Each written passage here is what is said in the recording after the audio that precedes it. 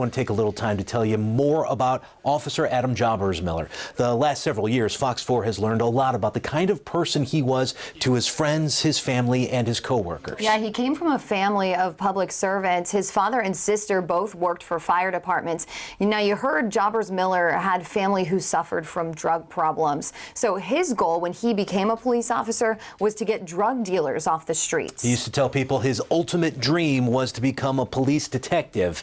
In September of 2016, he was FMPD's Officer of the Month. And Lisa, I know you were on the desk the night that Officer Miller was shot. In fact, you and I were on the air a week later when he passed away.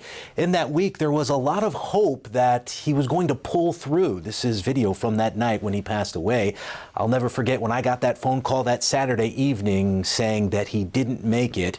And in that week while we waited and in the years since his death, you have led our coverage on the shooting. There's really been so much over the last almost 5 years since his death. And I remember talking to Councilman Johnny Streets the night that he was shot and learning more and more about just how serious this case was. And then seeing the officers from all different law enforcement agencies all across Southwest Florida crowding around Lee Health when he was shot. And then a week later, again, when the news came out that he died, I've never seen so much support. So many people were out there to honor him. I also talked to a family friend of his after his death who told me that Adam moved to Fort Myers to become a police officer with the Fort Myers Police Department. He said it was his dream and strongly believed that even if Adam knew what the outcome would be that night, he would still respond to that call again if it meant keeping the people in this community safe.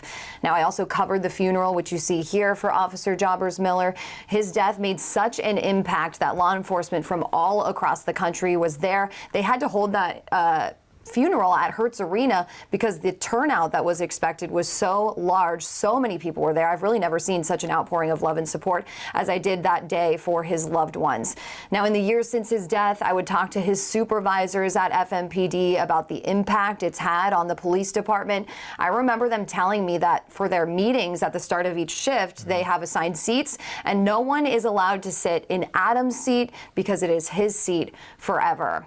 Now, a couple years ago, around the anniversary of Adam's death, his dad actually reached out to me and he thanked Fox 4 for keeping Adam's memory alive every year. He actually sent me a couple of things. So this right here, this is a prayer card from his funeral. So having this laminated, being able to see this just as a kind of memento of everything that happened, as well as a coin from the honor guard. It was so nice of him to reach out and send that email. It's so rewarding to be able to bring some kind of peace to that family and be able to be a part of the story and keeping his memory alive. Yeah, and I know those are two things that you keep by your desk here in the Fox 4 newsroom and have ever since he mailed them to you. Needless to say, this was a shooting and a death that really impacted the Fort Myers community. Absolutely. And now with the jury deliberations happening today and the decision, once that's made, it'll kind of bring some closure to this tragedy. Sure.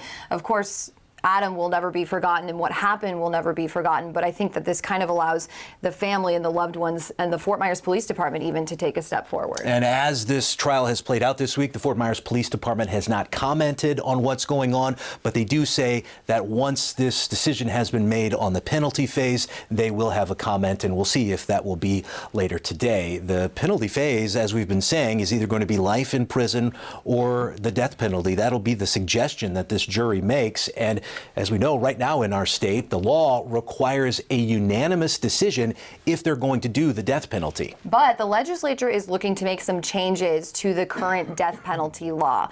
Governor DeSantis called for the change last year after the jury that convicted Nicholas Cruz in the Parkland school shooting split 9-3 in favor of the death penalty in October. The change would allow a jury to recommend the death penalty even when only 8 of 12 jurors agree. Also, lawmakers in Tallahassee are looking to expand the death penalty to include people convicted of child molestation.